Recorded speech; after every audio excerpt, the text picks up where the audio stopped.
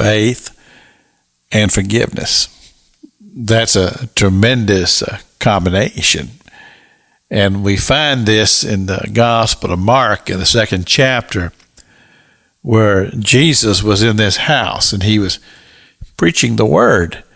And as the word was coming forth, the crowds just kept coming and they just thronged the house, and the house was full of people inside.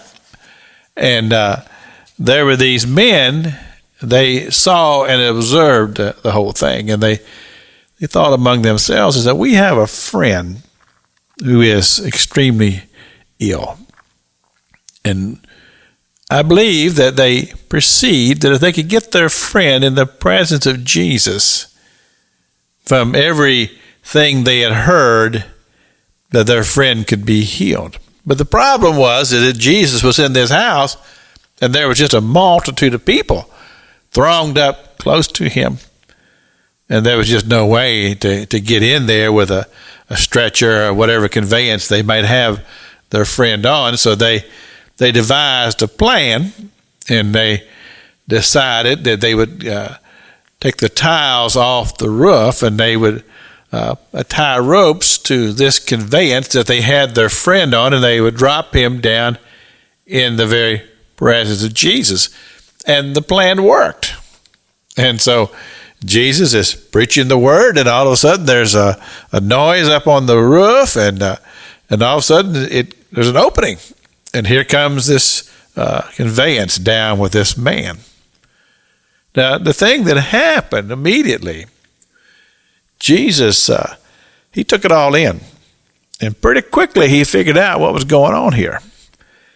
And what he said to those 4 men who were letting their friend down, he said, thy faith, he says, your faith. And he said, when he saw their faith, the men who were allowing their friend to come down into the very presence of Jesus, Jesus looked up and he said to those men, he says, your faith, the faith of those 4 men, has brought this man, their friend, into a place to where he would receive healing.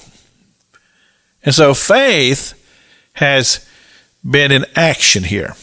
And I say this a lot, and I preach it a lot. It said, faith is an action thing. In other words, in order to cause faith to come forth, there has to be activity. And because you have to move.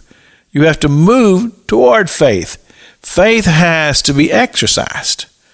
And so these men, they were exercising faith. And Jesus saw it, and he perceived it. And he told them, he says, I'm going to bless your faith. And he said to the man on the stretcher, he said, thy sins be forgiven thee. Rise up and walk. And, well, faith is released. Jesus, who had the authority to bring forgiveness into the room, all of this activity, which is very spiritual, is being released in that room, and a miracle takes place. I believe there's a formula here that we could apply that in our prayers, in our actions, in our church services. This is Pastor Jack King with the Gospel of the Radio Broadcast.